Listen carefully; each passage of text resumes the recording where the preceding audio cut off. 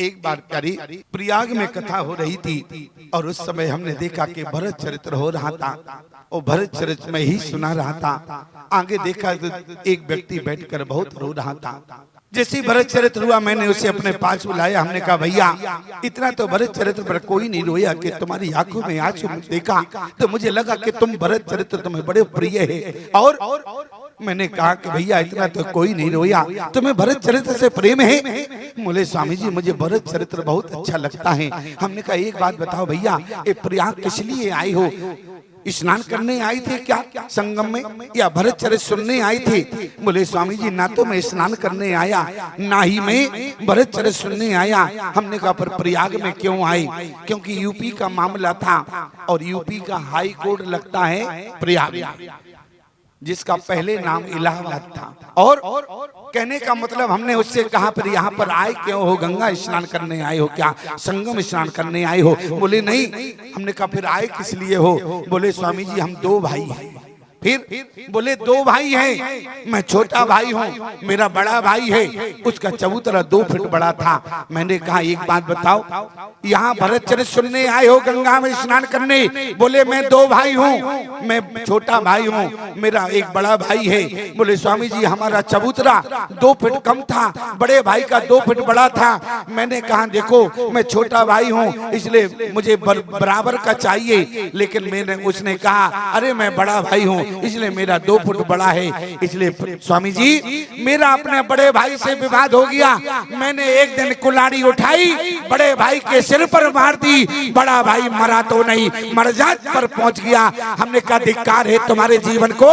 अरे जो 2 फुट जमीन के लिए अपने भाई का सर फोड़ सकता है, क्या उसे भरत चरित्र सुनने का अधिकार है? प्यारे क्यों? आज भाई विडंबना है समाज की। आज भाई अपने भाई को केसों में उलझा रहा है, ध्यान देना। लेकिन हमारे राम जी ने अपने भाई को केसों में नहीं उलझाया, बल्कि राम जी ने अपने भाई को केसों से सुलझाया है। बोले पुण्य करुणा निधि अरे भरत हकारे निज कर राम जता निर्वारी। कहने का मतलब आज का भाई को केसों में उलझा रहा है, लेकिन निवेदन सिर्फ इतना ही है प्यारे, आज भाई के बीच में झगड़ा नहीं होना चाहिए। अगर भाई के बीच में झगड़ा रहेगा, मैं तो केवल कहना इतना चाहता हूँ प्यारे, जानते हो मैं तो चाहता हूँ प्यारे आपके जीवन में भाई में प्रेम रहे, लेकिन प्रेम कब होगा? अगर भरत चरित्र सुनने के बाद, आज भरत चरित्र ताली बजाने का विषय नहीं है प्यारे। अरे भरत चरित्र तो जीवन में मनन का विषय है, चिंतन का विषय है। अगर आपने भरत चरित्र सुनकर अपने जीवन में उतार लिया तो मैं गारंटी देता हूँ प्यारी, कभी भाई के बीच में झगड़ा नहीं होगा। ये उत्तर प्रदेश की ही बात है प्यारी। मैं एक जगह वहां भी भरत चरित्र सुना रहा था, तो मैंने देखा 5 दिन का बात था, भरत चरित्र पर कथा होना थी। मैंने देखा है कि एक व्यक्ति मुझे 2 दिन नहीं दिखाई दिया। चौथे दिन आया, मैंने कहा भैया तुम कहाँ चले गए थे? उसने कहा स्वामी जी मुझ जैसा भागा भाई कौन होगा, मैंने अपने बड़े भाई पर मुकदमा लगा रखा है और आपकी बात सुनने के बाद मुझे लगा जीवन में भाई को कभी केसों में उलझाना नहीं चाहिए। अरे भाई तो वो है जो अपने केसों से सुलझाता है। आज मैं अपने भाई पर मुकदमा किए था, मैं उसी मुकदमा को वापस लेने गया। याद रखना प्यारे, भाई को कभी केसों में उलझाना नहीं चाहिए। अरे भाई तो वो है, अरे भाई की संपत्ति नहीं, अगर बंटवारा करना है तो भाई की विपत्ति बांटना प्यारे। जिस समय राम राज हुआ अयोध्या की धरती पर, एक कोने में खड़े होकर 2 भाई रो रहे थे। वो 2 भाई कौन थे? एक तो विभीषण थे, दूसरे सुग्रीव थे। दोनों भाइयों ने कहा देखो आज ये अयोध्या के भाई हैं, आज राम राज्य हो रहा है। अरे हम दोनों अभागे भाइयों को देखो, आज संपत्ति के लिए अपने भाई को मरवा कर आज भाई की संपत्ति पर राज कर रही हैं। इसलिए ध्यान देना, आज बोले अगर बांटना है तो बांटी विपत्ति अरे समय मोए भाई। आज बांटना है प्यारे तो केवल भाई भाई के बीच में विपत्ति का बंटवारा होना चाहिए, संपत्ति का नहीं। आज भरत और राम के बीच में संपत्ति नहीं बटी। भरत ने कह दिया संपत्ति सब बांटना चाहते थे, आज माता केकई ने बांट दिया है। अयोध्या की संपत्ति भरत को मिलेगी और जंगल का राज राम को मिलेगा। ध्यान देना प्यारी। लेकिन आज गुरुदेव ने वही बात किससे कही? आज स्वयं गुरुदेव ने श्री भरत से कहा। कल यही कथा तो चल रही थी। क्या बोले? भरत भयो नाई न आवे होने यारा, भूप भरत जस पिता तुम्हारा। राजा और पिता दोनों को लेकर चल रहे हैं। क्यों? भरत अरे राजा की बात मानेगा, राजा की ना माने तो पिता की बात मानेगा। लेकिन देखो, ये मत कहना कि भरत ने किसी की बात नहीं मानी। एक बात याद आ गई इसलिए कहना चाहते हैं। लोग कहते हैं स्वामी, एक जगह हमसे पूछा गया, स्वामी जी आप इतनी अच्छी बातें सुनाते हो कि भरत को देखो, राम को देखो, लक्ष्मण के बारे में क्यों नहीं कहते हो? हमने कहा क्या मतलब है? बोले लक्ष्मण ने कहा है गुरु पित मात न जानो काहू, केहू स्वभाव नाथ पति आओ। राम जी ने जिस समय लक्ष्मण भैया से कहा कि लक्ष्मण भरत भवन रिपुसूदन नाई, रावो वृद्ध ममे दुख मन मा, जो बन जाऊं तो मई ले साथा, हो ये सबई विधि अवध अनाथा। लक्ष्मण ने कहा भैया कैसी बात करते हो? अरे हमारे जाने से, आपके जाने से अयोध्या अनाथ, और क्या हमारे न जाने से? अरे हमारे जाने न जाने से कोई फर्क नहीं पड़ता। अयोध्या, अरे आपके जाने से अयोध्या अनाथ हो जाएगी, हमारे जाने न जाने से कोई फर्क नहीं पड़ता है। क्यों? बोले आप हैं रघुनाथ, आप नाथ। ईमानदारी से बताना सबके नाथ कौन है? बोले रघुनाथ हैं। और रघुनाथ कैसे हैं? बोले विश्व के भी नाथ हैं। कौन? बोले विश्वनाथ। और विश्वनाथ का भी कोई नाथ है तो वो रघुनाथ है प्यारे। और आज ऐसे रघुनाथ लक्ष्मण ने कहा कि प्रभु अगर आप चले जाएंगे तो अयोध्या अनाथ हो जाएगी। ईमानदारी से बताओ, जिस समय दशरथ जी का देहांत हो गया, भरत भैया ने यही कहा ताते न राम सौंप्यो मोई। क्यों? आज अगर आप तो चले गए, जाते जाते मेरा हाथ अगर रघुनाथ के हाथ में दे जाते तो आपके जाने के बाद कम से कम भरत अनाथ नहीं होता। क्यों? बोले अगर राम जी के हाथ में सौंप जाते, राम के हाथ में जिसका हाथ रहेगा वो कभी अनाथ नहीं रहेगा। और ध्यान देना प्यारे, भांति भांति भोग मिले, अंग हो अरूप मिले, सुख के संजोग मिले, जीवन की बात में सुयस और नाम मिले, धन और धाम मिले, राम ना मिले तो सभी काम मिले माटी में। अगर राम जी नहीं मिले प्यारी तो अपने आप को जीवन में अनाथ मानना। आज जिस समय विश्वामित्र जी आए तो विश्वामित्र ने यही कहा अनुज समेत देव रघुनाथा। क्यों? बोले अभी तक अनाथ हो क्या? आज उसी समय विश्वामित्र जी ने कहा जिसको जीवन में भगवान मिल जाए अरे वही सनाथ हुआ करता है। और इसलिए आज मैं कहना चाहता हूँ, बोले रघुनाथ कौन है? बोले सबके नाथ हैं रघुनाथ। लक्ष्मण ने जैसे ही कहा उसी समय राम जी ने कहा कि भैया लक्ष्मण, बोले रयो भवन असनीत बिचारी, और सुनत लखन भय व्याकुल भारी। लक्ष्मण ने कहा जिस माता पिता की बात कर रहे हो, गुरु पित मात न जानो काहू, कहो स्वभाव नाथ पति आओ, मोरे सबई एक तुम स्वामी, दीन बंदे और अंतर्यामी। राम जी ने कहा कैसी भाषा बोल रहे हो लक्ष्मण? राम जी ने जिस समय लक्ष्मण को देखा, राम बिलोक अरे बंधु कर जोरे और देगे सब सन तृण तोरे। राम जी ने जब लक्ष्मण को देखा, विशेष बात क्या रही, अरे लक्ष्मण का चरित्र विशेष चरित्र, विशेष धर्म का पालन किया। कहने का मतलब सिर्फ हमारा इतना है, आज लक्ष्मण ने देह के नातों को स्वीकार नहीं किया है। ये माता पिता जो है ना, वो देह के नाते हैं। और लक्ष्मण ने कहा कि भैया मैं वैदेही का बेटा हूँ, और जो वैदेही का हो वो देह के नातों को कभी स्वीकार नहीं करेगा।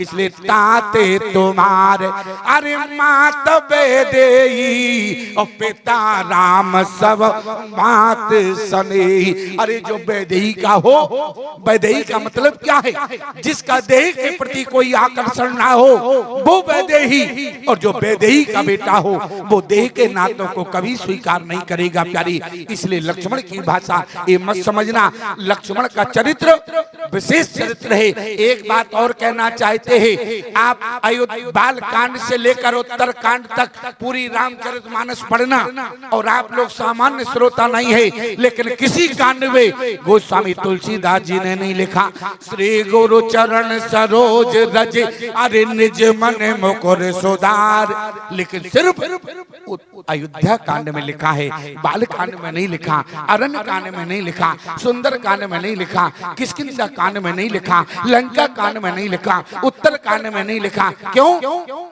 क्योंकि प्यारे श्री गुरु चरण, पहले इसको समझो, श्री गुरु चरण सरोज रज निज मन मुकुर सुधार। इसका मतलब क्या हुआ, अगर हमारा मन रूपी मुकुर सुधर जाए, साफ हो जाए, मन रूपी मुकुर, और ईमानदारी से बतावे मन रूपी मुकुर को अगर साफ की जरूरत है तो केवल अयोध्या कांड में जरूरत है। क्यों? अगर मन रूपी मुकुर अगर आपका अयोध्या कांड में साफ नहीं हुआ तो ईमानदारी से बतावे ना तो तुम लक्ष्मण के चरित्र को समझ पाओगे, ना भरत के चरित्र को, और ना कैकेयी का चरित्र समझ में आएगा, ना दशरथ का चरित्र समझ में आएगा।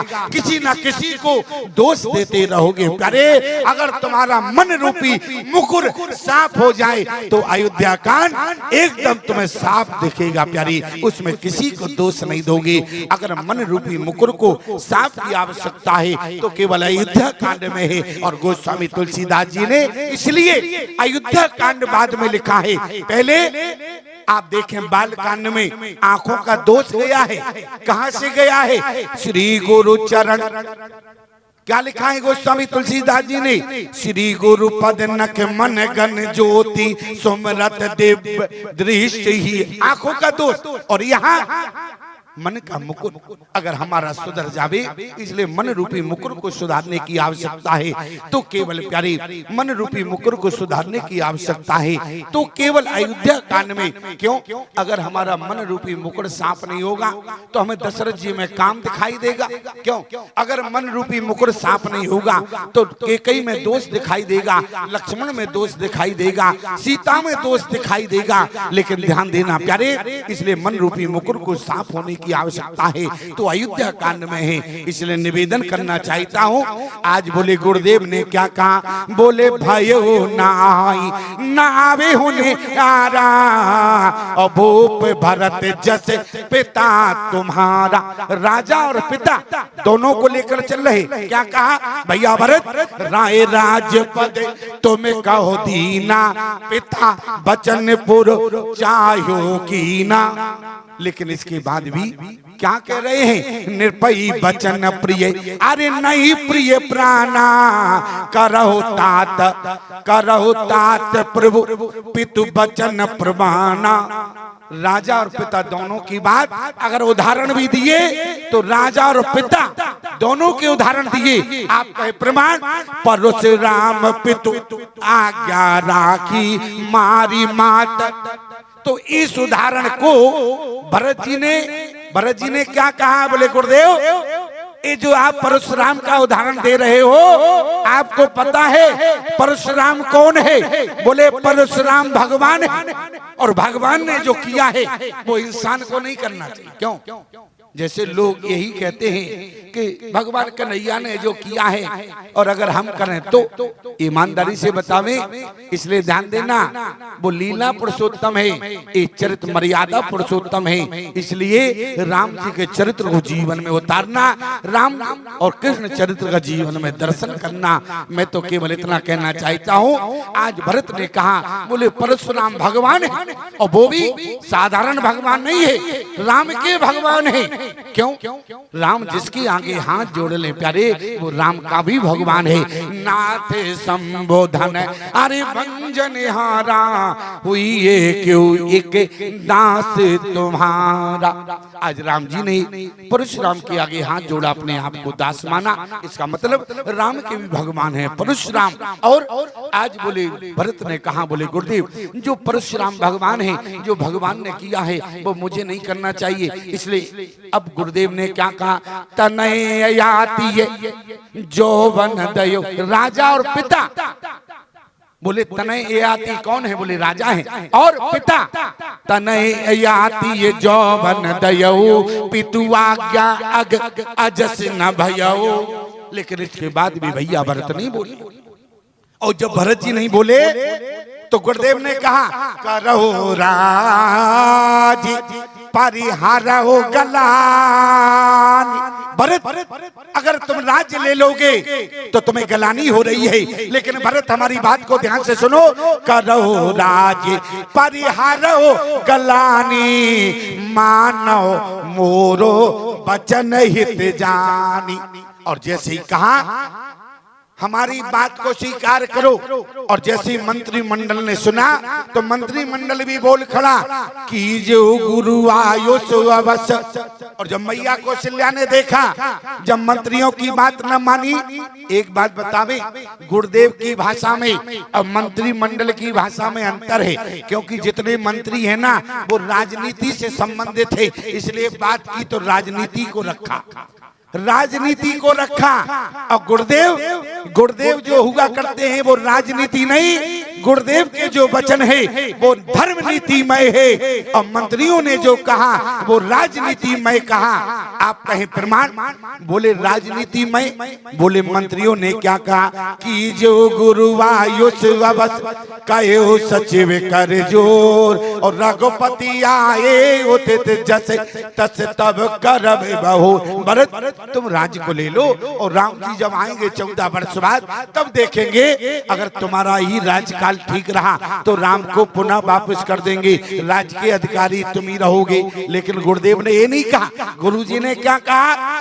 बोले सौंप्यो राम राज के आए, लेकिन 14 वर्ष तक तो राज्य को स्वीकार करना पड़ेगा। लेकिन भरत 14 वर्ष के बाद राम जी आएंगे तो सौंप्यो राज राम के आए और सेवा करो सनेह सुहाई। लेकिन इसके बाद भी जब भैया भरत नहीं बोले, मैया कौशल्या खड़ी हो गई। बोले कौशल्या धर धीरज कई पूत पत्य गुरु आई। गुरु की आज्ञा का स्वीकार करो। लेकिन ध्यान देना प्यारे, पूत पत्य गुरु, पत्य का मतलब क्या होता है? बोले जब रोगी ठीक हो जाता है, रोग ठीक हो जाए ना, तब उसको पत्य दिया जाता है, हल्का भोजन कहते हैं पत्य। लेकिन भरत ने कहा कि मैया अरे रोग तो ठीक हुआ नहीं, आप पत्य की बात कर रही हो। भरत का रोग क्या है? राम लखन सिय बिन पग पनाई कर मुनि बेस फिरे बन बनाई। और यहाँ आज भरत का रोग तो किसी ने जाना नहीं है प्यारी, लेकिन यहाँ श्री भरत ने कहा। बोले आज भरत से जब मैया कौशल्या ने कहा तो भरत की स्थिति क्या हो गई प्यारी? सानी सरल रस माथवानी सुन भरत व्याकुल भये लोचन सरोरो सिरवत सींचत बिरहे ओरो अंकुरो नहीं। आज भैया भरत की आंखों में आंसू है। भैया भरत ने अब उत्तर दिया प्यारे। भैया भरत बोले मुझे उपदेश दीन गुरु नी का। कहने का मतलब जो लंबा रोगी होता है, जो लंबा रोगी हो वो आधा वैध हो जाता है। इसलिए याद रखना, आज भरत के रोग को कोई नहीं समझ पाया, भरत ने सबके रोग को समझ लिया। सबका रोग क्या है?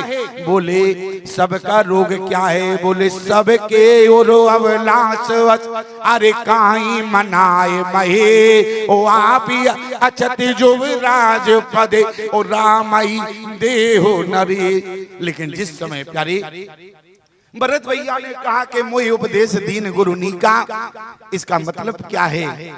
किसी ने कहा वाह भरत, अभी तो गुरुदेव आज्ञा, मंत्रियों ने यही कहा कीजिए गुरु आयु सबस। मैया कौशल्या ने कहा पूत पत्त गुरु आयु सबई।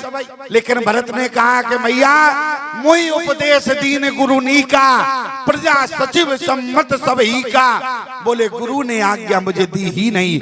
एक बात याद रखना, अगर श्री वशिष्ठ आज्ञा देते तो इक्ष्वाकु वंश से लेकर रघुवंश तक किसी की इतनी हिम्मत नहीं है जो श्री वशिष्ठ की आज्ञा का उल्लंघन कर दे। और जो श्री वशिष्ठ की आज्ञा का उल्लंघन करे वो वशिष्ठ का कोप भाजन बनेगा। और आज लेकिन भरत भैया ने उत्तर क्या दिया?